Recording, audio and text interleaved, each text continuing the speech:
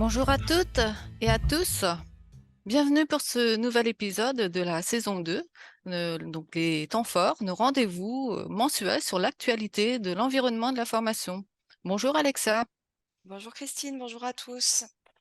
Eh bien, pour ce troisième épisode, nous avons choisi de faire le point sur la réforme de la VAE et la mise en place du service public de la VAE, France VAE. Et nous avons le plaisir d'accueillir aujourd'hui Monsieur Olivier Girard, chef de projet au ministère du Travail, préfigurateur du service public de la VAE, France VAE. Bonjour Bonjour Monsieur à Girard. tous. Bonjour à tous. Comme d'habitude, et bienvenue à notre invité. On le remercie parce que le sujet était attendu. On avait eu de nombreuses demandes sur la réforme de la VAE sur nos précédents événements. Donc, comme d'habitude, simplement avant de donner la parole à notre invité, quelques petits rappels. Donc, vous avez une barre de tâches en bas de votre écran qui vous permet d'interagir. On voit déjà des bonjours d'ailleurs dans le chat. Donc, n'hésitez pas à poser vos questions. On va y revenir à deux moments dans le temps de webinaire. Voilà, on sait qu'il y a énormément de questions, Mm. donc Monsieur Gérard essaiera de répondre à un grand nombre de questions en fonction de notre timing jusqu'à 12h15. Vous savez que le webinaire est enregistré, donc vous aurez accès à un replay qui sera diffusé sur le site du Carif RF en fort et vous aurez à disposition d'ici quelques jours par mail une infographie de synthèse qui reprendra les points clés qui seront vus ce matin. Eh bien, on va tout de suite donner la parole à Monsieur Girard. Merci beaucoup. Je vais partager mon écran. Voilà, parfait. À vous. Eh bien, merci beaucoup pour ce moment d'échange. Donc, je vous adresse tous à toutes mes salutations depuis Paris. J'ai le plaisir donc de vous présenter un peu la réforme de la VE. On va essayer de vous recontextualiser un petit peu comment les choses se sont construites et continuent à se construire. Parce que la démarche qui a été choisie est une démarche assez innovante en matière de transformation réglementaire et législative, puisque la réforme de la VE était le texte qui a été conçu, présenté au Parlement, c'est l'objet d'énormément de travaux préparatoires dans le cadre de plusieurs expérimentations. Et donc, l'idée était de challenger le texte existant de 20 ans avec une démarche un peu itérative. Et donc, la réforme de la VE a été portée par une start-up d'État. Nous avons, pendant à peu près 2 ans, créé un certain nombre d'expérimentations en mode itératif dans le cadre d'une start-up d'État. L'idée, c'était de remettre l'utilisateur au cœur du système et de repartir sur l'ensemble des dysfonctionnements constatés ici ou là par l'ensemble des partenaires de la VE. Et nous sommes repartis du rapport de l'IGAS de 2016 qui pointait l'ensemble des dysfonctionnements du dispositif de VAE et essentiellement les taux d'abandon qui étaient très très élevés, ce parcours un peu complexe et compliqué qui relevait souvent d'un parcours du combattant, puisque les taux d'abandon des candidats étaient extrêmement élevés.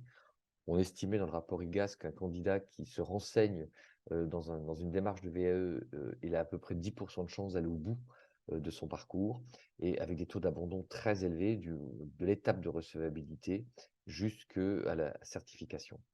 Et donc, nous sommes repartis de tous ces constats négatifs pour poser des hypothèses de travail et de tester l'impact de futurs changements réglementaires à prévoir dans une réforme de fond. Donc, la commande qui a été portée par la ministre du Travail, Elisabeth Borne, à l'époque, était de dire: je ne changerai pas les textes s'ils ne sont pas éprouvés par les candidats. Je veux que absolument la VE s'inscrive dans une logique de parcours et non plus de sanctions, tel que le préconisait le rapport Rivoire-Guéchat-Soubien, qui a été proposé aussi et remis à la ministre en 2020. Vraiment, cette réforme, elle est agile et elle a une volonté essentielle, c'est de remettre l'usager, nos concitoyens, au cœur du process, avec un objectif qui était de réduire les irritants et les abandons tout au long du parcours. Et donc, nous avons mené plusieurs expérimentations qu'on va appeler, qui s'appelaient REVA, reconnaître et valoriser. Pourquoi on l'a appelé REVA? Tout simplement parce qu'on voulait pas qu'il y ait de confusion avec le dispositif de VAE. C'était la nouvelle VAE en dehors des dispositions réglementaires du Code du travail. Et donc, nous avons créé une start-up d'État comme donc une entreprise agile pour pouvoir tester, expérimenter l'ensemble des dispositifs. Nous avons mené 2 expérimentations. Une première qui était un pilote, ce que nous on a appelé une expérimentation un peu en mode bocal, pour affiner notre niveau d'investigation, repartir des hypothèses de l'IGAS. Et donc, nous avons accompagné 150 candidats dans une expérimentation flash pour dire, eh bien, si on changeait telle étape, si on supprimait telle étape, est-ce que ça avait du sens pour le candidat? Est-ce que ça réduisait les abandons? Est-ce que ça sécurisait le parcours? Et sur chacun des items, de l'orientation à la formation, en passant par la recevabilité, en passant par la construction du parcours, en passant par l'accompagnement, en passant par les jurys, nous avons regardé un petit peu comment les choses se passaient. Toute expérimentation nécessite une évaluation, et donc nous avons conduit à chaque étape des évaluations externes par un cabinet externe avec, je dirais, des mesures d'impact de ce que nous testions tout au long de ces parcours. Elisabeth Borne, au regard de la première phase d'investigation, a lancé une expérimentation beaucoup plus longue, cette fois-ci sur une durée d'une année, de juin 22 à juin 23, avec 19 certifications, c'est-à-dire des certifications de niveau 3 au niveau 6, sur le secteur du sanitaire et social. Et nous avons embarqué avec nous une cinquantaine d'accompagnateurs de parcours VAE pour voir comment on pouvait aussi transformer la fonction d'accompagnateur VAE. Et enfin, dans la commande que nous avions, était aussi de tester l'intérêt d'une plateforme numérique unique avec, pour l'ensemble de ces certifications, et de regarder si le numérique pouvait être un appui intéressant pour l'écosystème, pour unifier les approches du système de certification et d'accompagnement. Donc, nous avons accompagné à peu près 2700 projets sur une durée de parcours de 6 à 8 mois, alors qu'un parcours normal en VAE est de 16 mois. Et nous avons surtout regardé les taux d'abandon. C'est-à-dire, après la recevabilité, nous sommes tombés de 9% d'abandon à 25% d'abandon. Et nous avons quasiment eu 0% d'abandon entre l'étape de je démarre sur le parcours et j'attends ma recevabilité, qui était là aussi un moment extrêmement important, un moment de difficulté pour le candidat sur le dossier de faisabilité, enfin de recevabilité, c'était une vraie difficulté. Et donc, fort de tous ces tests et qui ont été évalués, la réforme de la VAE a pu être engagée par le gouvernement puis par le Parlement, et continue son petit bonhomme de chemin sur l'évolution du dispositif. Nous avons fait plusieurs rapports intermédiaires à la ministre du Travail, et quand elle a été nommée Premier ministre, elle a décidé d'inscrire la réforme de la VAE en politique prioritaire du gouvernement, et a souhaité donc déposer un texte au Parlement au mois de septembre l'année dernière, qui a fait l'objet d'un certain nombre d'amendements à partir de ce que nous avions itéré et testé. Et donc la réforme a été promulguée en septembre 2022 au journal officiel. Et vous verrez que le décret d'application est prévu pour la fin de l'année. Nous en parlerons tout à l'heure. Cette réforme, elle vise 3 objectifs essentiels. La première qui est la sécurisation du parcours. L'idée, c'est que l'accompagnement qui est porté par les candidats VAE puisse être renforcé dès le début du parcours et non pas après la recevabilité, mais bien de prendre le candidat au démarrage de son parcours. La gestion centralisée du financement, c'est-à-dire qu'on arrête d'aller chercher des financements dans tous les sens, un petit bout chez Pôle emploi, un petit bout à la région, un petit bout sur ma branche, un petit bout sur mon CPF, parce que nos concitoyens n'étaient pas égaux sur ce droit à la reconnaissance et à la validation des acquis de l'expérience. Le maintien du statut, une petite faute, le maintien du statut antérieur pour les candidats, c'est-à-dire que si un candidat est salarié, eh bien, il va partir en parcours VAE, il pourra bénéficier du statut de stagiaire de la formation professionnelle, et idem pour les demandeurs d'emploi. L'idée, c'est que le parcours soit sécurisé et que cette phase d'accompagnement soit englobée dans un parcours hybride qui mène accompagnement et acte formatif. Simplification, toute nature d'expérience est prise en compte, c'est-à-dire que la suppression de la durée minimum d'expérience professionnelle pour pouvoir prétendre à une VAE. Toute nature d'expérience ne veut pas dire que toute l'expérience qu'on peut avoir à titre personnel va se transformer en expérience professionnelle, mais l'expérience personnelle ou les autres expériences non liées aux objectifs de la certification sont bien évidemment prises en compte. Nous avons profondément changer les tables de recevabilité et les simplifier, gérées par un architecte accompagnateur de parcours, c'est-à-dire que c'est celui qui va aider le candidat. Et on verra tout à l'heure quelles sont les fonctions de l'architecte de parcours. Nous avons remplacé un document administratif de 4 pages, le fameux CERFA, les 16 pages de notice, en remettant de l'humain dans le dispositif. Des délais raccourcis à chaque étape parce que les délais d'instruction étaient anormalement longs, puisque les 2 mois de prononciation de la recevabilité, c'était 2 mois quand le dossier était complet. Et puis sur les jurys, le texte va le préciser d'ailleurs dans les décrets d'application, un certain nombre de jurys certificateurs ne proposent pas des jurys avant 8 mois, voire 1 an après le dépôt du dossier. Donc nous souhaitions bien évidemment raccourcir cette étape. Enfin, la validation par bloc, c'est-à-dire qu'un candidat peut tout à fait choisir une certification partielle ou un bloc de compétences, c'est-à-dire je veux valider 1 ou 2 blocs pour pouvoir partir ensuite en parcours de formation réduit dans le cas des dispositifs actuels, où mon objectif est de ne valider qu'un bloc, et puis après d'attendre une nouvelle expérience pour pouvoir valider d'autres blocs, et donc ce qui sera acquis reste acquis. Et enfin, la possibilité pour le candidat de réaliser des compléments de formation en cours de parcours, des compléments de formation mesurés. On n'est pas là pour se substituer à l'action de formation traditionnelle ou à une période de formation longue, mais bien de ce qui va concourir à la réussite du parcours, c'est-à-dire j'ai besoin d'une certification dite obligatoire dans le référentiel d'activité, je pense par exemple à la FGSU pour le DAES, j'ai besoin de me renforcer dans les usages du français, de l'écriture ou de l'oralité. J'ai besoin de me réassurer sur le numérique parce qu'il va falloir que je tape mon texte, etc. Donc, c'est tous les modules CLEA, les modules obligatoires où j'ai besoin d'acquérir un geste professionnel que je n'ai pas dans mon expérience. Je prends un exemple très très simple. Euh, je vise une certification parce que j'ai une expérience d'assistant de vie dépendance, un ADVF ou un assistant de vie aux familles. Et dans le bloc entretien du cadre de vie, je ne sais pas comment faire le traitement du linge d'une personne âgée. Parce que vous et moi, nous savons tous mettre en route des machines à laver. On met tout à 30, on ne s'embête pas. Des fois, on fait un peu de tri de couleur, mais trier le linge, laver le linge d'une personne âgée avec un certain nombre de produits et de température, c'est une technique qui s'apprend parce qu'elle est réglementaire liée au traitement du linge d'une personne âgée. Et donc, c'est de pouvoir faire un module de 2 jours sur le traitement du linge dans le cadre du module entretien du cadre de vie. Donc, on est vraiment sur des parcours de formation très courts.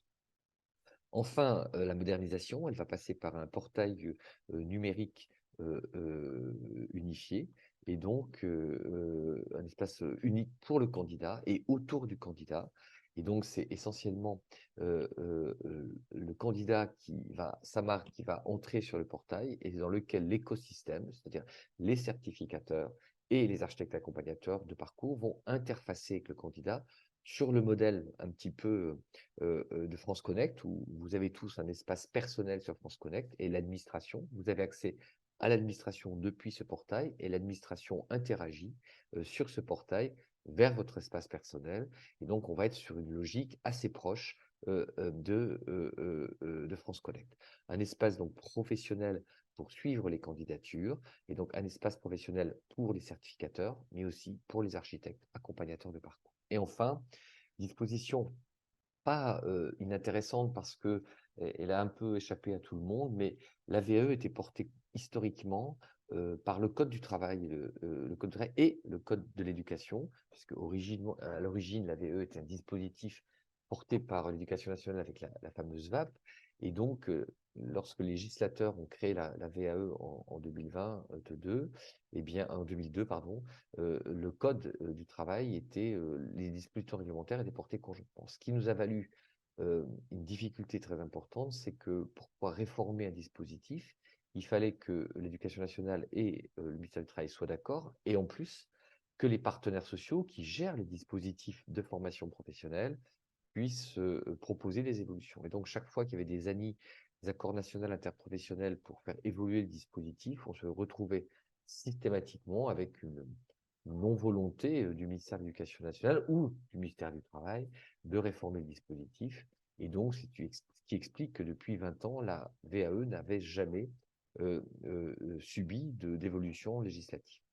Et donc, le fait de concentrer les textes relatifs à la VAE dans le Code du travail va permettre aux partenaires sociaux de reprendre la main sur la négociation collective, comme sur l'ensemble du dispositif de formation professionnelle, et de pouvoir proposer, dans le cadre d'un accord national interprofessionnel, des évolutions réglementaires au ministère du Travail. Donc, on revient dans un dispositif traditionnel de formation professionnelle continue. Il ne vous a pas échappé que donc Reva avait disparu et que la VAE avait maintenant une nouvelle marque qui s'appelle France VAE, qui est le nom du nouveau portail de service public. Alors pourquoi changer de marque? Pourquoi changer de nom? Pourquoi un nouveau logo? Tout simplement parce que historiquement, le mot VAE n'a jamais été déposé, n'a jamais été proposé, n'a jamais été protégé, pardon, et ni par son nom, ni par son environnement graphique. Et donc, si vous tapiez VAE sur Google, vous aviez d'abord tous les organismes privés qui font de l'accompagnement et les sites d'information ministériaux arrivaient très, très, très, très loin dans la sélection Google. Et donc, l'information publique était assez peu disponible. Et donc, vous faisiez VAE sur Internet et vous aviez VAE machin, etc. Et vous aviez de temps en temps le CARIF ou la région machin vous parle de la VAE ou tel ministère. Et puis, le site du ministère du Travail unifié arrivait très, très, très loin. Et donc, nous avons souhaité déposer une marque, la protéger. Donc, France VAE est une marque protégée dans son environnement graphique, portée par un .gouv.fr, c'est-à-dire portée par le service public. Et donc, cette marque maintenant est la marque qui va arriver en tête dans le référencement, puisqu'aujourd'hui, si vous faites VAE et France VAE, vous verrez déjà que France VAE arrive quasiment, sans que nous ayons payé quoi que ce soit, en haut de ce portail. Et donc, cette nouvelle marque, elle a 5 objectifs. Elle porte les valeurs de la fierté, de pouvoir valoriser son expérience professionnelle, d'obtenir un diplôme.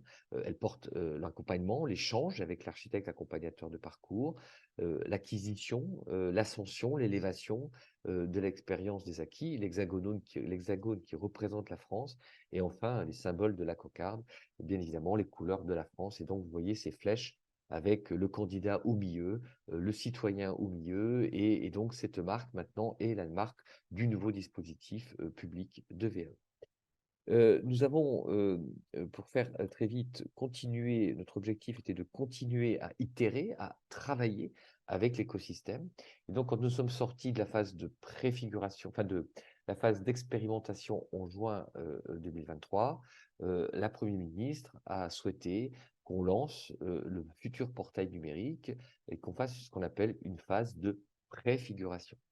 Cette phase de préfiguration du service public, de la VAE, puisque c'est comme ça que maintenant il est identifié dans le texte de loi, c'est un service public. On ne crée pas des services publics tous les jours. La notion de service public veut dire que c'est un nouveau droit, un nouveau accès à un service public pour nos concitoyens, de la volonté en tout cas, que chaque citoyen puisse valoriser, valider son expérience professionnelle, et que cette troisième voie de diplomation devient un droit et donc être transcrit dans le cadre d'un service public. Et donc, la création d'un service public, c'est pas si simple que ça à faire et on a beaucoup de travail. Et donc, nous avons décidé de lancer en mode de préfiguration le futur portail de service public de la VAE pour continuer à itérer avec l'écosystème, construire avec l'ensemble des partenaires qui nous animent, eh bien, l'offre de services que nous allons déployer progressivement pour nos concitoyens. L'objectif de ce portail, c'est la mission qui nous est confiée par l'État, par le législateur, et d'informer les candidats à la VAE et leur fournir une interface pour réaliser leur parcours. C'est-à-dire que ce rôle d'information officielle de nos concitoyens est dédié à et donc une des missions du service public d'information, en complément bien évidemment de ce qui se passe avec les points relais conseils dans les régions. Mais cette information, vous trouverez tous les textes, toutes les références sur le portail du service public, et vous n'aurez plus besoin d'aller chercher des informations sur le portail Éducation nationale, sur le portail du ministère de la Santé. Nous allons concentrer l'ensemble des des sources d'informations sur ce portail. Et enfin, le deuxième objectif, c'est d'accueillir les professionnels à la VAE et leur fournir une interface de gestion, donc soit les architectes accompagnateurs de parcours, les certificateurs, les conseils régionaux, les branches professionnelles. Vous voyez que ce portail, il répond à la charte graphique de l'État et qu'on y a mis des petits personas. L'idée, c'était aussi d'essayer de gamifier un peu et de démystifier l'idée d'un portail de numérique, parce que c'est vrai que la fracture numérique est importante sur un certain nombre de nos concitoyens. Et ce qu'on voulait démontrer, c'est que ce nouveau portail, il est simple d'utilisation. C'est pas un jeu, mais l'idée, c'est de donner, de rassurer le candidat sur le fait que ce qu'on lui ont proposé, ce que nous lui proposions, était un parcours simplifié, modernisé et sécurisé. Et donc, tous ces petits personas que vous voyez sur le portail sont un petit clin d'œil sur le côté, allez, vous y allez, et c'est plus aussi compliqué que ça. Et donc, on a fait des choix graphiques assez simples. Le portail n'a pas été construit en chambre, il a été construit, bien évidemment, avec les utilisateurs. Je vais un peu m'attarder sur le rôle des architectes accompagnateurs de parcours, et après je m'arrêterai pour faire un premier point sur les questions que vous pourriez vous poser. Vous voyez que donc on a rajouté le mot architecte à la fonction d'accompagnement. Alors l'architecte, ce n'est pas forcément le meilleur nom qu'on aurait pu lui donner, mais on voulait traduire cette place très particulière que devra avoir l'accompagnateur VAE pour être entre le lien entre le candidat et le certificateur. C'est-à-dire on a rajouté un certain nombre de fonctions à l'accompagnateur VAE, la fonction d'architecte, ça va être de préciser le projet du candidat et confirmer la certification choisie, parce qu'on s'est rendu compte que des candidats choisissaient des certifications plutôt par connaissance et donc par méconnaissance des autres certifications possibles, ou même avec le même niveau expérientiel. Je prends un exemple très simple que je prends souvent parce qu'il est éclairant sur le secteur sanitaire et social. Pour le même niveau d'expérience, vous avez la possibilité de choisir un titre du ministère du Travail, la DVF, un titre du ministère de la Santé, le DEAES, et un titre de la branche du salarié du particulier employeur, la DVD, voire employé familial polyvalent. Ces trois diplômes, ces trois titres, ce diplôme et ces deux titres à visée professionnelle utilisent à peu près les mêmes corpus, ont les mêmes exigences en termes de niveau d'expérience. Et donc, qu'est-ce qu'il va faire le candidat pour choisir entre ces trois titres? Soit il ne le connaît pas, donc il va choisir le DES ou la DVF, il ne connaît pas la DVD. Et l'idée, c'est d'expliquer au candidat qu'en fonction de son projet professionnel, de ce qu'il fait, de là où il est dans son entreprise aujourd'hui, ou son projet de sortir de l'entreprise, c'est de lui expliquer la différence entre les trois titres et diplômes, et de pouvoir lui dire ces trois diplômes ont la même valeur, toutefois, ils ne sont pas indexés de la même manière dans la convention collective dans laquelle tu souhaites ou tu vas travailler, où tu es ou en situation de travail. Si par exemple, je choisis la DVD, un titre à visée professionnelle, assistant de vie dépendance. Ce titre n'est pas reconnu dans la convention collective des maisons de retraite, des maisons de retraite. Par contre, il est reconnu par la branche du salarié du particulier employeur, et en même temps dans la branche des entreprises de service à la personne. C'est-à-dire que reconnu veut dire classifié en termes de rémunération. Ce qui veut dire que si la personne choisit un DEAES, elle aura beau avoir validé son expérience professionnelle, elle n'aura pas de nouvelle classification dans la convention collective, ni des entreprises privées, ni des entreprises ni du salarié du parti employeur, alors qu'inversement, si elle choisit un DES et qu'elle travaille dans une maison de retraite, sa classification sera revue. Et donc, c'est de faire le lien entre diplomation, politique de certif et politique de branche. Et donc, ce travail de réflexion autour de la diplomation va aussi, et de la place de la diplomation dans les champs conventionnels, va aussi être une nouvelle fonction que nous allons confier à l'architecte de parcours, que donc nous allons bien évidemment accompagner pour qu'il puisse le faire de manière extrêmement sereine. L'idée, c'est qu'on n'enferme pas le candidat dans un choix, et vous verrez aussi que dans l'organisation que nous avons souhaité mettre sur les architectes de parcours, on ne sera pas accompagnateur VE d'un diplôme, mais d'une filière ou d'une sous-filière. Et l'objectif, c'est de pouvoir donner de la transversalité au candidat pour qu'il puisse faire un choix éclairé de sa certification. Deuxième mission, c'est élaborer et envoyer le dossier de faisabilité, c'est-à-dire que nous avons supprimé le fameux CERFA. Et donc, le dossier de faisabilité est la transcription du taux de recouvrement entre le référentiel d'activité de la certification et l'expérience du candidat. Ce n'est pas un dossier qu'on donne au candidat, tu te débrouilles, tu le complètes. C'est tu m'expliques sur telle compétence. La compétence définit la compétence et toi, comment tu traduis ça, cette compétence, dans un geste professionnel. Et donc, ce dossier de faisabilité se fait par entretien. Et donc, l'architecte de parcours va proposer au certificateur de considérer que le dossier, que le niveau d'expérience du candidat est suffisant pour obtenir la recevabilité. Troisième fonction de l'architecte de parcours, c'est de concevoir le parcours individualisé avec le candidat. C'est-à-dire que fin des parcours standards de 24 heures, chaque candidat est unique, chaque candidat a un niveau expérientiel, et bien chaque candidat a des besoins particuliers d'accompagnement. Et donc l'architecte de parcours va proposer, va organiser les modalités d'accompagnement du candidat, soit en distanciel, soit en présentiel, soit en mixant les deux, soit en faisant de l'individuel, soit en faisant du collectif, en y ajoutant des parcours de formation courts qu'on évoquait tout à l'heure, éventuellement des phases d'immersion en entreprise. Et donc, l'idée, c'est de suivre le parcours tel qu'il a été défini par le candidat. Enfin, assurer l'accompagnement méthodologique et la préparation du jury.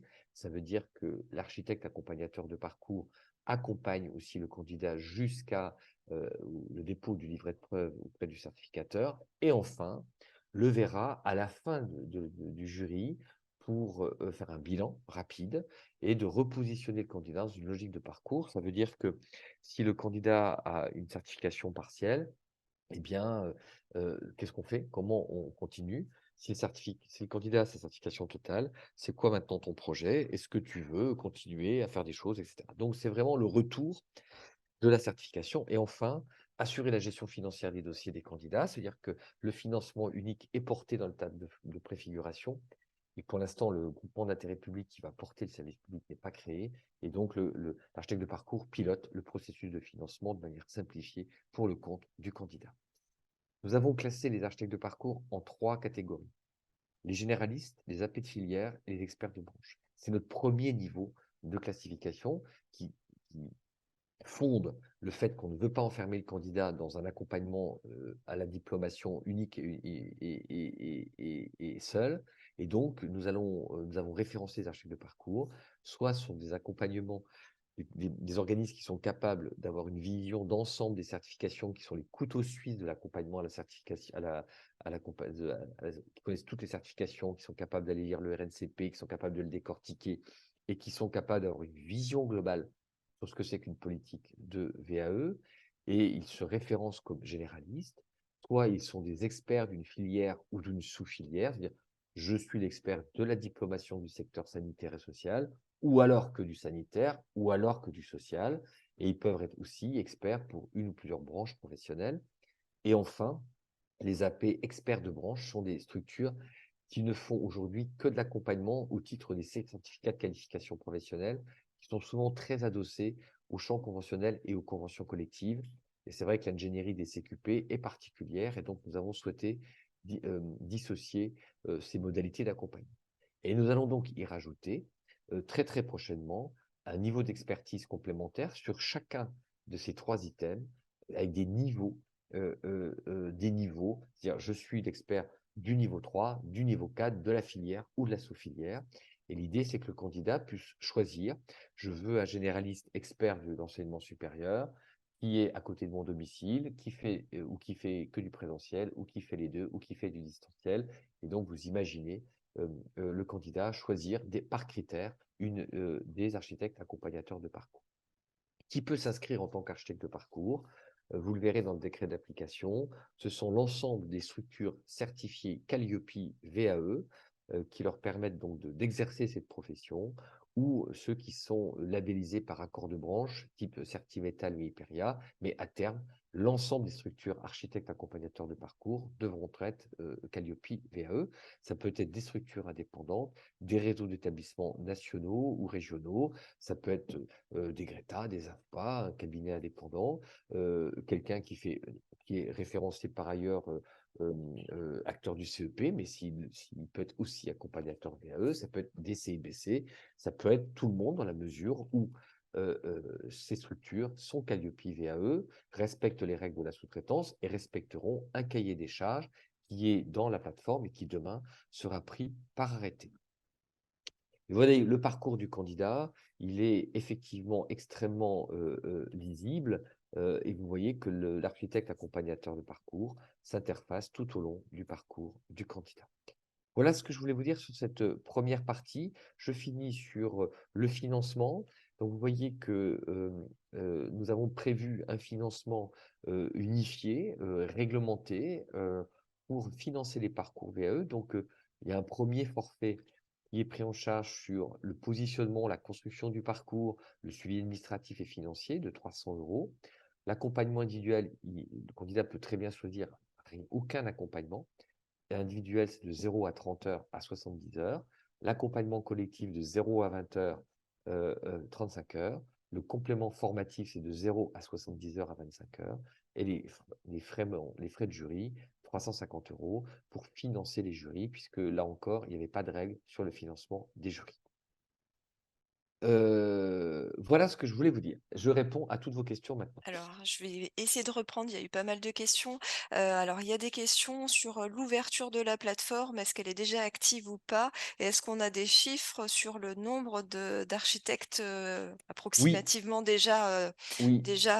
positionnés? Labellisé. Alors, la plateforme est ouverte. Il suffit d'aller sur Google et vous faites France VAE. Vous avez la plateforme de préfiguration qui est ouverte depuis le 25 juillet. Il y a 209 certifications sur la plateforme, sur 4 filières. Donc, je vais vous en parler après, c'est la préfiguration.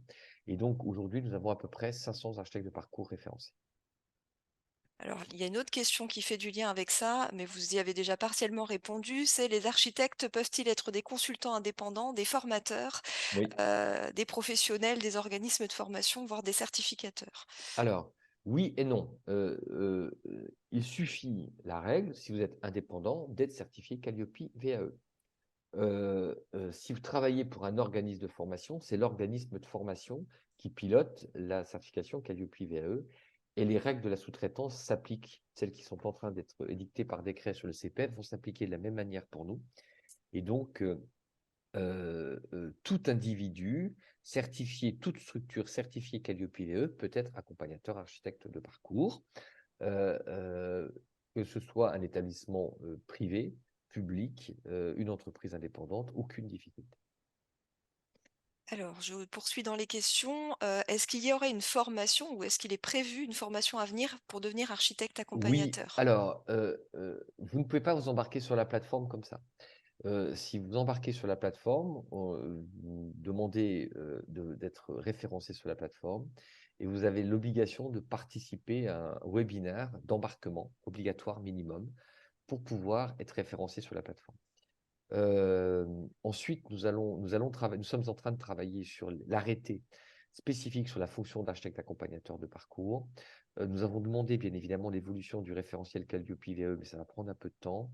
Et donc, nous allons avoir un arrêté qui précise les droits, les devoirs, les obligations des architectes de parcours, et notamment les obligations de formation qui seront obligatoires pour pouvoir être référencés et qui seront conçus en partenariat avec les branches professionnelles ou les filières. C'est-à-dire que vous aurez, si vous êtes référencé architecte de parcours du sanitaire et social, vous aurez un certain nombre de sessions de formation, d'information proposées par les certificateurs ou proposées par l'écosystème. L'idée, c'est qu'on vous explique régulièrement les subtilités de tel ou tel diplôme. Et puis, nous allons étudier avec nos amis des Cariforef, donc des conseils régionaux, mais aussi du Centre Info, pour que dans les missions qui sont les leurs de formation de l'écosystème, nous voyons comment nous pouvons bâtir conjointement des mini-programmes de formation qui pourraient être portés par les Cariforef ou par Centrafo. Et donc, bien évidemment, nous allons accompagner la transformation de la fonction d'accompagnateur VAE à celle de l'architecte de parcours. Alors du coup, il y a une question sur la rémunération des architectes. Qui C'est rémunère les architectes? Et donc, selon le slide de tout à l'heure, c'est-à-dire ce forfait. Donc, le parcours total VAE fait à peu près 5 000 euros. Le parcours moyen est à 3 500 euros. Et c'est le service public, la plateforme, qui finance l'ensemble du parcours. On est donc sur un service public gratuit pour nos concitoyens, peu importe son lieu d'habitation, son statut. euh, euh, et donc, tout citoyen français a un droit à validation de son expérience. Alors merci, je continue. Il y a une question sur le lien peut-être entre la partie formation et la partie accompagnement VAE, Oui. qui tourne autour de l'action de formation en situation de travail. Je vous lis la question. Les architectes de parcours sont-ils formés ou le seront-ils à la prise en compte des compétences acquises lors des actions de formation en situation de travail? Et si oui, quelles preuves ensuite apporter, notamment pour le livret 2? Aujourd'hui, des architectes de parcours, des structures font déjà cela. Euh, et donc, on n'a pas vocation à interférer sur ce process-là, puisque nous, on estime que les structures d'accompagnement des salariés doivent prendre en compte cette dimension-là. C'est fait partie de leurs obligations, à mon sens. Et donc, nous ne porterons pas forcément une attention particulière là-dessus. Alors du coup, merci. Il y a une question sur l'accès des agents de la fonction publique au portail, oui ou non? Oh, non, non, mais je vous en parlerai après. D'accord. Autre lien avec ce qu'on vient de dire sur le financement, du coup, là, c'est pour tirer les conséquences. En gros, il n'y a plus à tricoter avec les différents Non, interlocuteurs, OPCO, CPF, Transition Pro. pour conseils régionaux, Pôle emploi, tout ça, c'est terminé. Alors peut-être une question, c'est sur, en fait, la phase de préfiguration. On a une question de savoir, en fait, le lien entre ce qui peut être déjà commencé en termes d'accompagnement, on va dire, format ancien modèle et puis, nouveau portail. Oui. Jusqu'à quand on peut Alors, continuer, les accompagnements? on en parle après. OK, parfait. Alors, cette phase de préfiguration, elle a démarré donc le 25 juillet. 209 certifications exactement sur le secteur de la métallurgie, ce qui veut dire que, et de l'industrie métallurgique, donc la convention collective de la métallurgie. Pourquoi nous avons choisi? Parce qu'ils avaient 80 CQP et qu'une des ambitions de la réforme, c'est de mettre en visibilité autant les diplômes, autant les titres ministériaux que les titres à visée professionnelle des branches professionnelles. Et donc, nous voulions expérimenter, tester la capacité d'une branche professionnelle à valoriser ses CQP à la VAE. Par exemple, la métallurgie ne faisait que 5 VAE par an sur ses 80 CQP. 5 par an, vous voyez, c'est très peu. Alors que c'est un bel outil de promotion et d'évolution de certification des compétences dans la convention collective. Et donc, nous avons choisi cette branche. Elle est en tension, mais aussi parce qu'elle a beaucoup de CQP. La grande distribution, parce que c'est une branche qui est aussi en tension. Et donc là, nous avons intégré des titres et des diplômes de l'enseignement supérieur, mais aussi l'éducation nationale, toute la filière sanitaire et sociale, à l'exception des diplômes dits réglementés, intégrés comme le diplôme d'aide-soignante. Mais pourquoi? Parce que c'est aujourd'hui 70% des candidats à la VAE. Et puis, la branche du sport, le secteur du sport, parce qu'il y a des titres ministériaux, des titres de branche, des titres fédéraux, et que nous avions besoin aussi de commencer à imaginer ce que peut être la complexité des politiques de certification d'un secteur. Et puis, les Jeux olympiques avec beaucoup de bénévoles, donc ça nous permettait aussi de voir comment nous pourrions valider ou faire certifier des compétences transverses, un certain nombre de compétences, certification partielle pour des bénévoles, pour ensuite faire des parcours formatifs complémentaires. Donc cette phase a démarré le 25 juillet de préfiguration, ce qui veut dire que seules les 209 certifications dans le portail bénéficient de la préfiguration du service public. Ça veut dire bénéficient de l'allègement de tous les textes réglementaires. C'est-à-dire qu'un candidat qui fait un BTS touriste, aujourd'hui, il dépose toujours le dossier de recevabilité, le fameux CERFA, et ne bénéficie pas des fonds du service public. Les 209 certifications qui sont en phase de phase appliquent par avance de phase toutes les évolutions réglementaires et on y apporte le financement. Cette avance de phase va se terminer vraisemblablement au printemps 2024, dès la publication des différents décrets et arrêtés. Et nous ferons donc, on verra une progression progressive des certifications, on le verra tout à l'heure. Donc le portail est en ligne, il a donc son objectif d'information. Nous allons très bientôt développer toute la base d'information sur le portail, nous allons bientôt la déployer. Donc vous verrez, c'est une clé d'entrée candidat qui rappelle ce que nous faisons, hein, donc informer les candidats, l'interface pour suivre leur parcours VAE, accueillir les professionnels et une interface de gestion.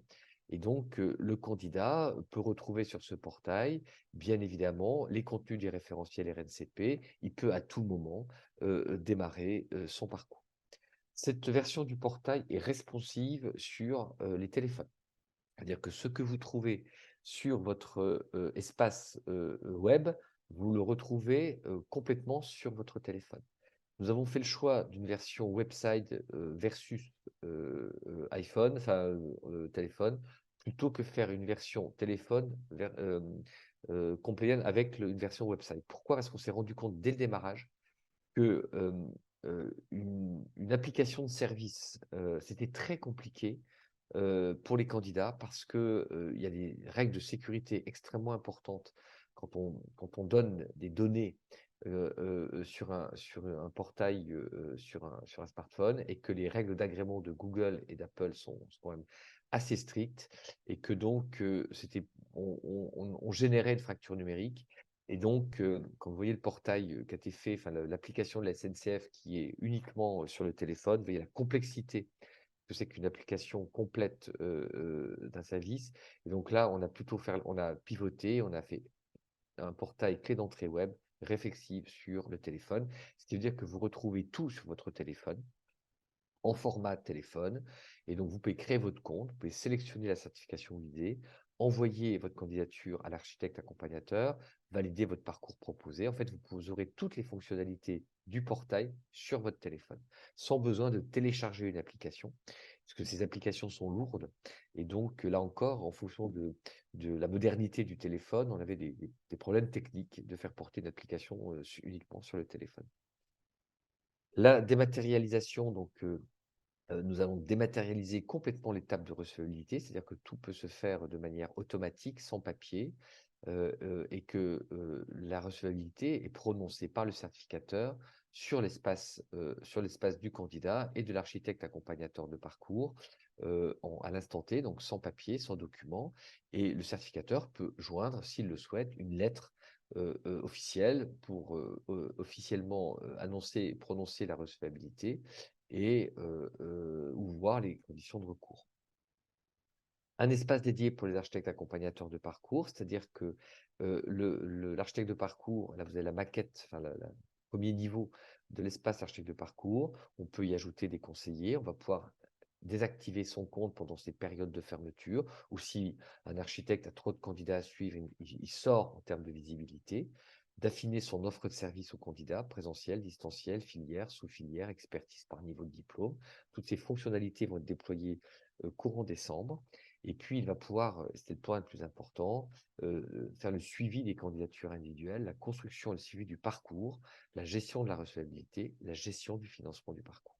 Et donc, sur un seul espace, tout architecte de parcours a une vision de tous ces candidats qu'il suit, ceux qui ont abandonné, ceux des candidatures activées, les projets en cours d'édition, etc. Et donc, l'ensemble de son portail est unique pour tous les accompagnateurs. Et évidemment, il y a une administration, ça veut dire que globalement, il va pouvoir piloter son offre de service sur le portail.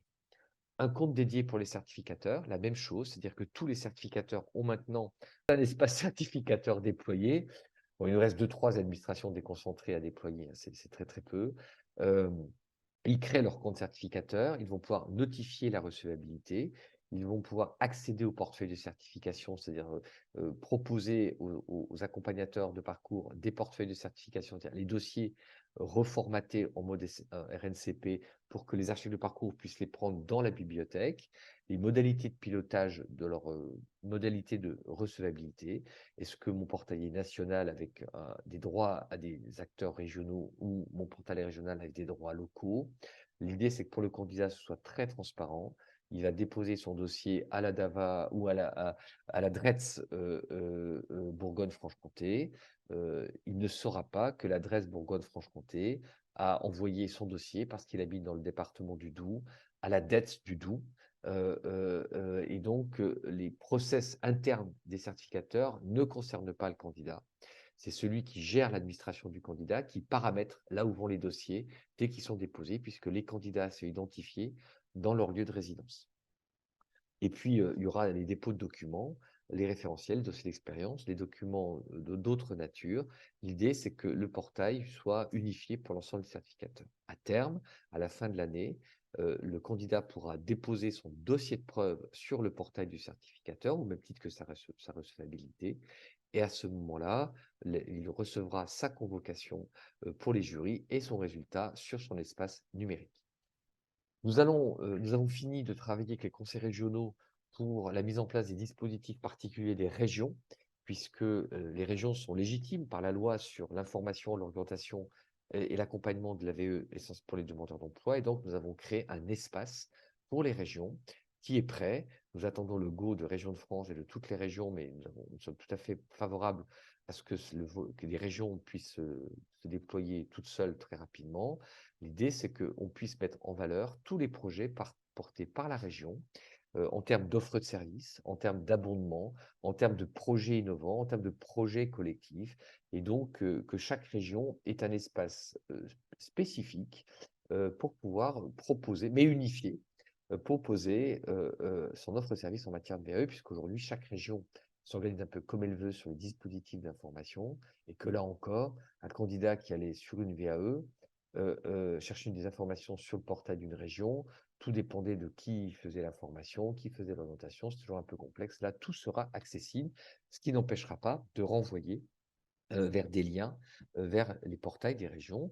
Mais les premiers niveaux d'information seront sur le portail. Et enfin, les points relais conseils. Ils cherchent un point relais conseil dans le département X. Eh bien, la liste des points relais conseils s'affiche.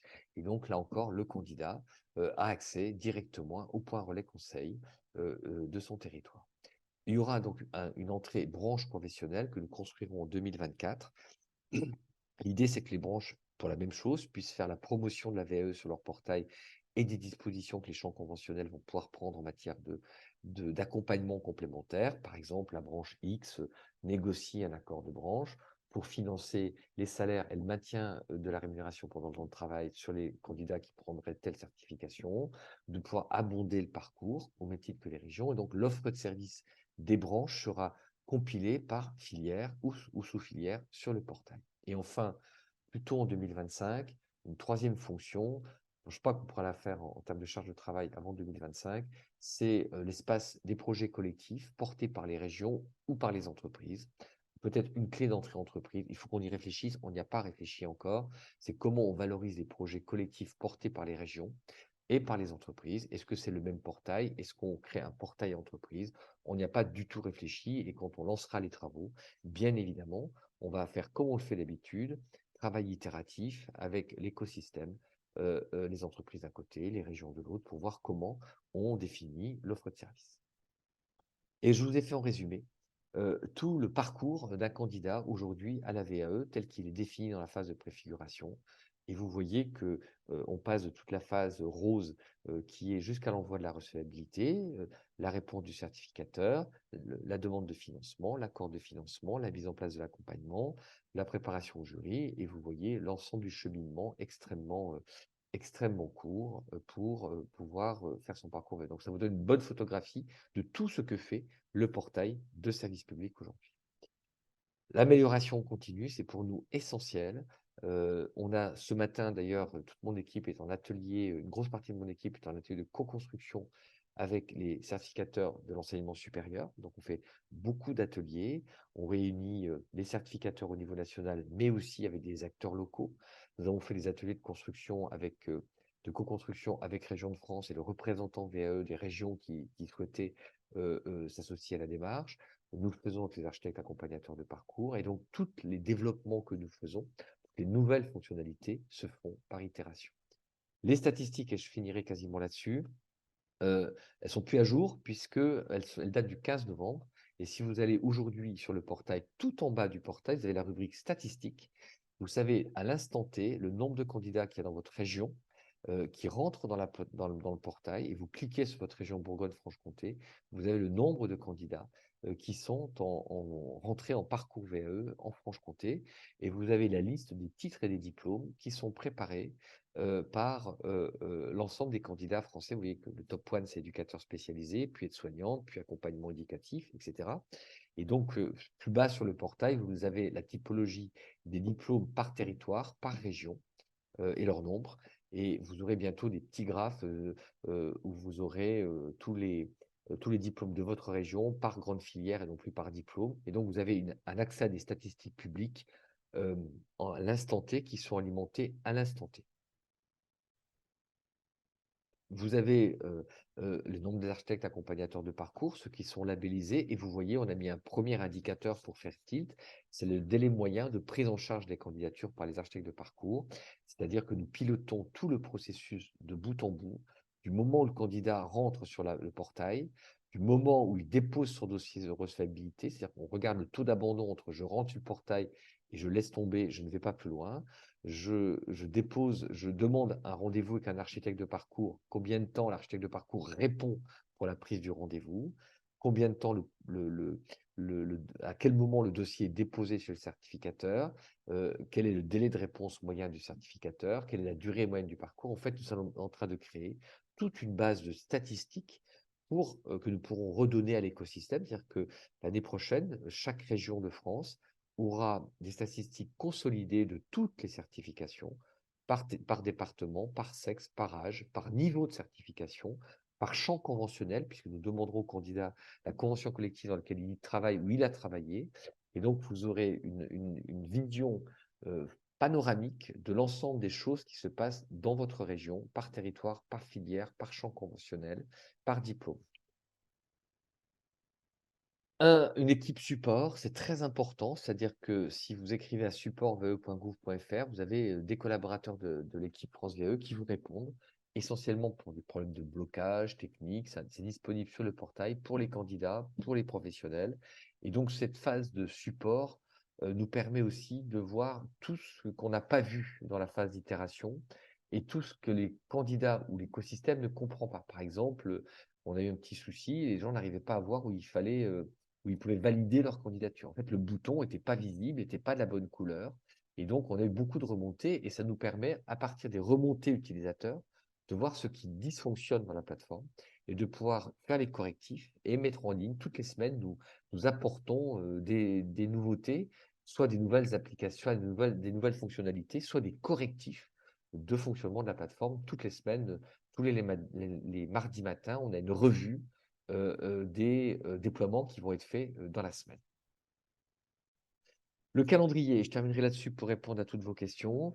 Le décret donc, est validé par Matignon. Il est parti, il a démarré sa phase de concertation. Donc la CCN-CEFP, la Commission nationale des certifications paritaires, donc c'est les partenaires sociaux et les représentants des certificateurs qui a été consulté. Le CNESER, c'est le Conseil national d'enseignement supérieur. Le CSE, le Conseil supérieur d'éducation. La CNIL, 3 petits points. Et donc, toute cette phase de concertation se fait de manière concomitante du départ du décret vers le Conseil d'État, qui est parti donc le 18 novembre. C'est-à-dire que comme c'est un décret complexe, c'est 2 mois maximum pour que le Conseil d'État réponde. Donc, la publication au journal officiel du décret est prévue, a priori, dans le pire des cas, le 18 janvier. Et ensuite, il y aura plusieurs arrêtés qui vont être publiés. La création du groupement d'intérêt public qui va porter le service public, dans lequel seront représentés à 50% l'État, les régions à 30%, et les partenaires sociaux à hauteur de 20% via les AT Pro et via les opérateurs de compétences. Un arrêté sur le fonctionnement des architectes accompagnateurs de parcours, leurs droits, leurs obligations, la manière dont on va les référencer, mais aussi la manière dont on va les déréférencer, la fixation du montant des prises en charge, la liste des certifications qui vont rentrer progressivement dans la plateforme. Et ça m'amène au fait que la plateforme ne va pas déverser, on ne va pas déverser sur la plateforme l'ensemble des certifications RNCP. Nous allons faire ce qu'on appelle de l'acquisition progressive, donc intégrer les référentiels qui sont conformes au parcours VE, c'est-à-dire qui ont défini des blocs de compétences et qui sont découpés par bloc. Par exemple, il y a un certain nombre de masters qui ne sont pas découpés par bloc, qui ne seront pas déversés. Et donc, l'idée, c'est de déverser les diplômes les titres et diplômes qui sont le plus demandés par les entreprises, par les salariés, par les demandeurs d'emploi. Et donc, aujourd'hui, les 210 diplômes représentent déjà presque 80 des parcours habituels de VAE. Et donc, nous allons travailler de manière progressive pour que le service public soit complètement ouvert au 1er janvier 2025. En ce qui concerne les gens qui vont pouvoir bénéficier du service public. Qui peut bénéficier d'un service public en France, c'est défini, c'est donc tous les citoyens français, habitants ou non sur le territoire français, l'ensemble des étrangers en situation régulière avec un permis de travail vont pouvoir bénéficier de ce service public. Ce qui veut dire que tous ces publics-là vont pouvoir être financés. Ensuite, il y a des catégories qui ne seront pas financées. C'est les retraités, bien évidemment, qui pourront bénéficier du service public, mais sans en avoir les financements. Les étrangers, tout étranger pourra bénéficier de l'espace public numérique, mais pas du financement. Et il y a une catégorie qui effectivement qui est très importante, c'est l'ensemble des 3 fonctions publiques. Pour le moment, ne pourront pas bénéficier du service public parce qu'il faut retranscrire les dispositions du Code du travail dans le Code de la fonction publique. Et donc, comme tous les dispositifs de formation professionnelle, il y a toujours des adaptations longues nécessaires sur la fonction publique et ces travaux n'ont pas démarré. Ce qui veut dire qu'un candidat VAE de la fonction publique territoriale soit rentrera dans le portail mais avec 0 financement et on le renverra directement sur son système habituel, mais il bénéficiera quand même de tous les dispositifs d'allègement réglementaire, donc plus de recevabilité, etc. Et donc, à partir de là, tant qu'on n'a pas traité la transcription dans le code de l'éducation, de la fonction publique, il n'y aura pas d'accès au service public aux fonctionnaires. Ensuite, il doit y avoir l'assemblée générale constitutive avec l'ensemble des membres pour porter le service public. Et du moment où le groupement d'intérêt public sera porté, la start-up France VAE Préfiguration va se fondre dans l'entreprise groupement d'intérêt public France VAE. Donc, nous devrions finir la phase de préfiguration. On se donne un objectif d'avril 2024 et l'ouverture progressive du service public tout au long de l'année 2024. Merci. Je disais que par rapport au timing, on était parfait. Donc il y a encore de différentes questions, sur, les différents sujets qui ont été abordés dans cette deuxième partie. Alors je ne vais pas les reprendre forcément dans l'ordre. La première tourne autour de la valorisation des parcours syndicaux, qui peinent à se développer. Est-ce que la réforme tient compte de cette situation Oui, particulière? alors, la réforme intègre, je ne l'ai pas précisé, 3 catégories, enfin une grosse catégorie qui sont les bénévoles, dont les responsables syndicaux. Mais aussi toutes les bénévoles dans des associations dans tous les sens. Ça ne veut pas dire que quand on est bénévole ou qu'on est responsable syndical, et qu'on a été un négociateur hors pair, et cetera, qu'on va pouvoir, valider tout de suite un master RH. Ça, c'est pas possible. Il ne faut pas confondre, les gestes qui sont exercés dans un cadre, bénévole à des gestes exercés dans un cadre professionnel. Et sur les représentants syndicaux, la grosse difficulté, c'est qu'il y a des gestes qui peuvent relever de compétences professionnelles et donc des gestes professionnels.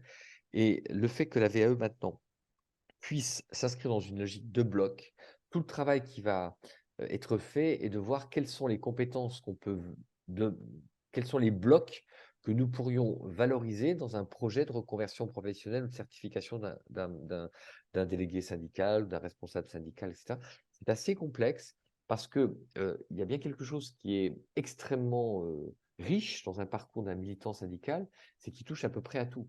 Il fait de la négociation collective, de la négociation individuelle, c'est plutôt un spécialiste du code du travail, mais plutôt des dispositions de la convention collective. Mais c'est quelqu'un à qui va manquer beaucoup de vision sur les politiques de relations sociales, qui n'a pas forcément tout l'environnement, par exemple, d'un master RH. Donc, il va lui manquer beaucoup de choses. Et donc, l'idée de la certification partielle, c'est je choisis un bloc, je le certifie, et ensuite je repars en parcours de formation. C'est un peu la même chose sur les aidants familiaux.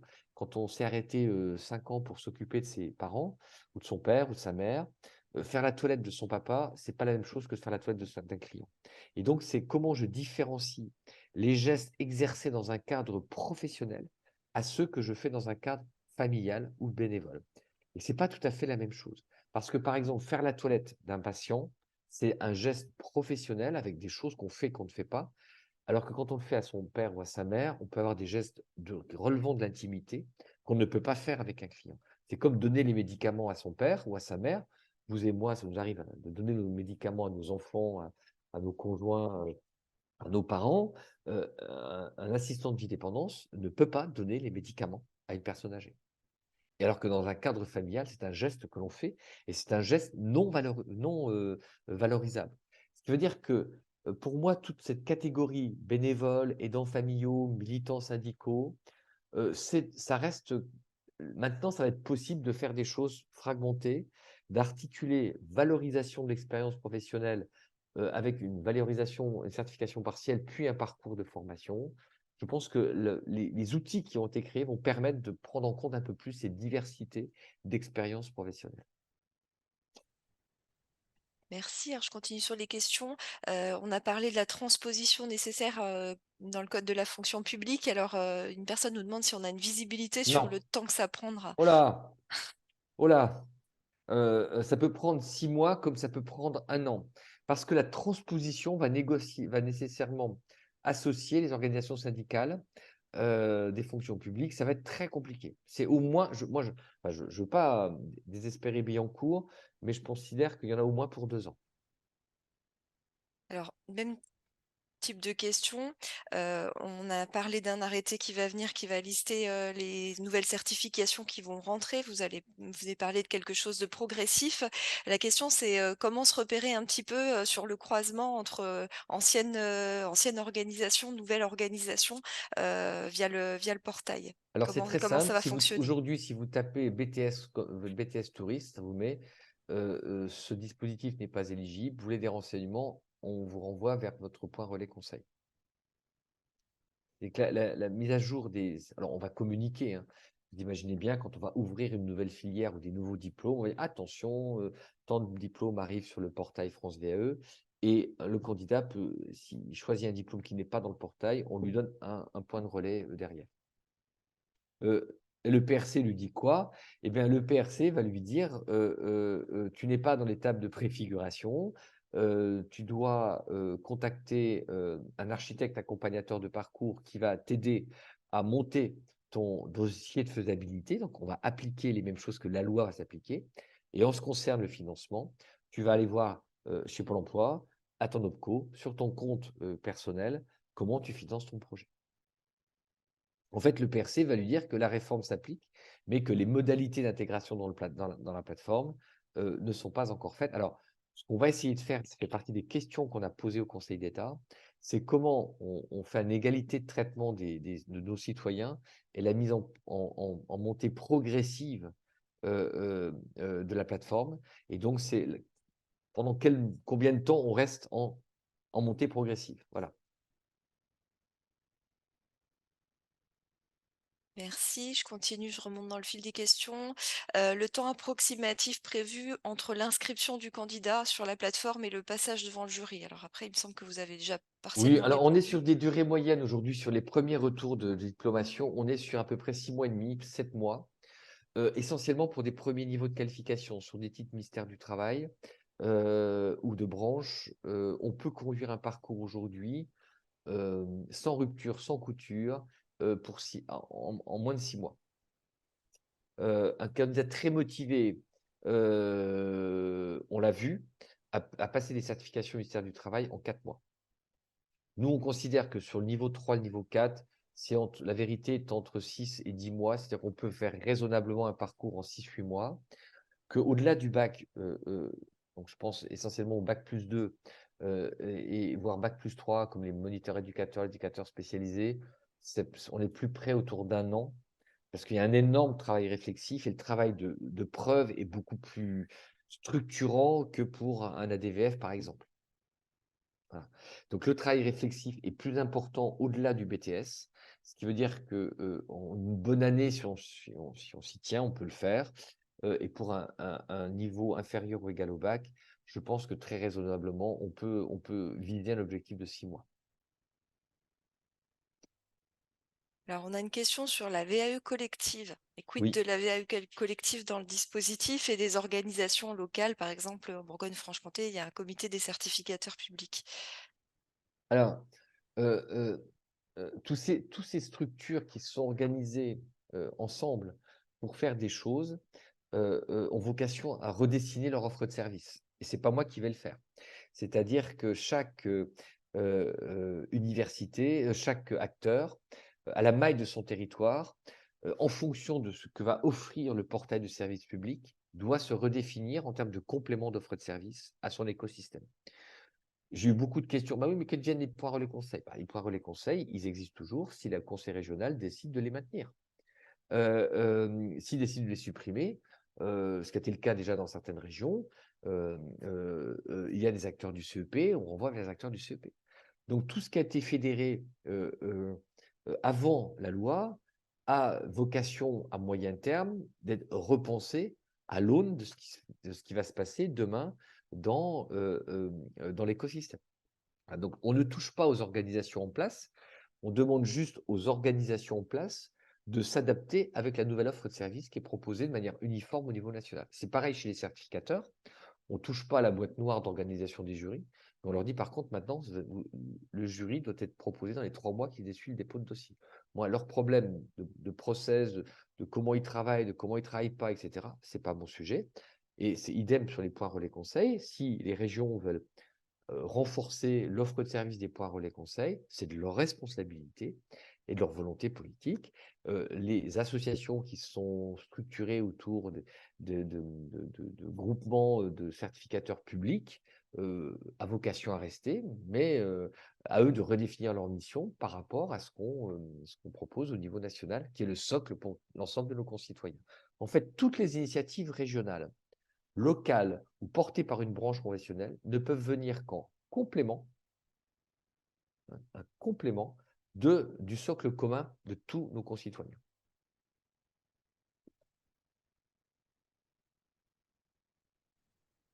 Alors, il y a pas mal de remarques parce que ça fait discuter. Il y a à la fois des remarques et des questions. Donc, j'essaye de prendre déjà les questions en priorité plutôt que les remarques. Alors après, il y avait la question de prévoir des statistiques sur une déclinaison départementale. Oui, oui, c'est prévu. Comment un candidat peut-il choisir son architecte AFEST, son architecte VAE, De pardon. parcours. Eh Architecte de bien, parcours. c'est ce que je vous expliquais tout à l'heure. Prenez l'image d'un booking.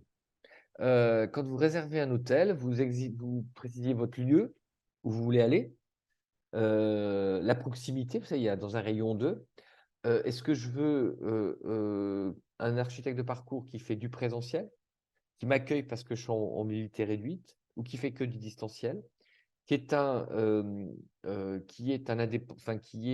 spécialiste d'une filière ou d'une sous-filière, qui est un spécialiste de tel titre et de tel diplôme. Et à partir de ce moment-là, comme sur Booking, vous avez coché un certain nombre de, de croix. Vous avez une liste, une première liste d'architectes accompagnateurs de parcours qui s'affiche. Et puis, il se trouve que vous avez été trop exigeant avec Booking. Vous voulez tout pour moins de 50 euros, vous n'avez pas grand-chose. Eh bien, vous allez enlever une coche qui vous semble moins importante pour pouvoir identifier ce qui va se rapprocher le plus de votre besoin.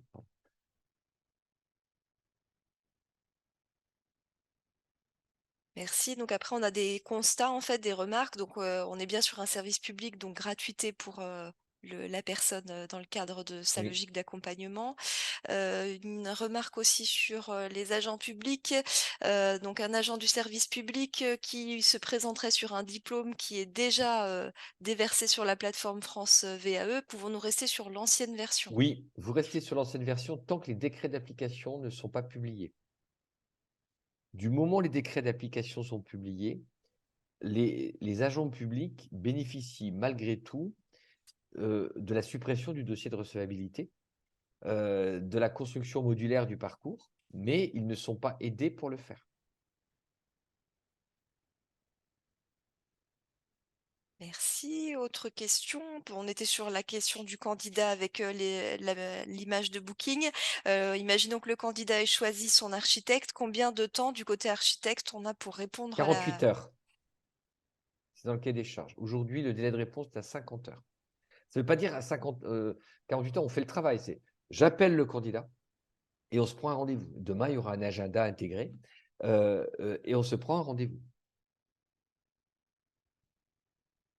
Alors après, j'ai vu une remarque de Julie sur la FGSU. Oui, Effectivement, on a un certain nombre de formations dites obligatoires où là, les prix ne sont pas normés et c'est celui qui paye le plus qu'à la place, hein. Ce qui est le cas de la FGSU. Et donc, on a des vrais sujets avec un certain nombre de formations dites obligatoires qui ne sont pas régulées pour un marché obligatoire. Donc, ça fait partie des sujets que nous avons embarqués avec la DGCS. Mais effectivement, ça peut être bloquant. je crois qu'on a parcouru à peu près toutes les questions, parce qu'il y avait des questions sur les mêmes sujets. Alors, on se laisse encore 1 ou 2 minutes parce qu'il y a aussi le temps de saisie de la question. Alors, peut-être dernière question. Pour l'instant, les 2 systèmes coexistent, y compris sur les diplômes éligibles à la France VAE. Jusqu'à quand un candidat salarié du secteur privé peut-il prétendre à la VAE pour un diplôme éligible, par exemple, AES, et financer son accompagnement par le CPF ou le plan de formation? Alors aujourd'hui, il n'y a plus aucun intérêt sur les salariés du secteur privé qui rentrent dans la plateforme d'aller mobiliser son CPF puisqu'on finance tout. Donc, il n'y a pas de raison objective d'aller demander, d'aller manger son compte personnel formation pour pouvoir financer son parcours puisqu'il est financé. Et qu'à terme, les partenaires sociaux qui vont rentrer en négociation, les personnes déjà recevables, c'est-à-dire les personnes qui ont démarré leur parcours avant France VAE, c'est-à-dire avant le 25 juillet, ne bénéficient pas des dispositifs de préfiguration. Et donc, pour le moment, un candidat qui a fait un DES, qui a démarré, qui a eu son dossier de recevabilité le 4 juillet, il est dans l'ancien système avec le financement de l'ancien système. Son collègue qui est rentré le 26 juillet sur la plateforme, il a le financement et les dispositions de préfiguration de France. Il fallait bien fixer une date.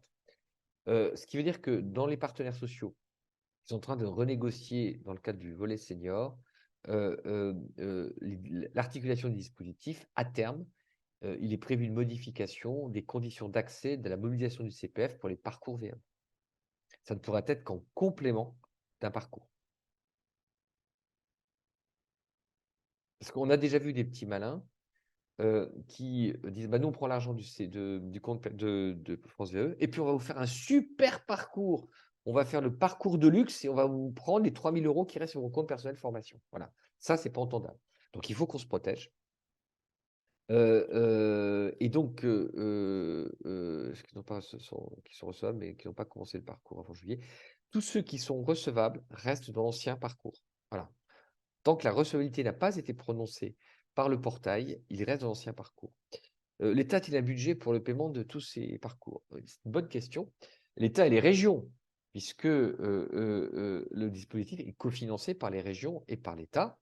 Ça fait partie des arbitrages. En tout cas, le fait que la réforme soit en politique prioritaire du gouvernement nous assure un budget et on ne crée pas un service public sans argent et sans agents.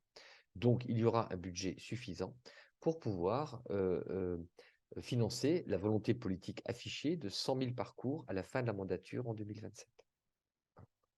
Maintenant, il faut que tout le monde mette un peu d'argent, mais il y en aura. Je pense que ça sera peut-être le mot de la fin. On a atteint notre horaire initial. Je vais redonner la parole à Christine peut-être pour faire une petite conclusion. Mhm. Très bien. Bah, écoutez, en tout cas, un grand merci à notre invité pour ces différents éclairages. J'espère que les acteurs auront eu quelques réponses à leurs questionnements.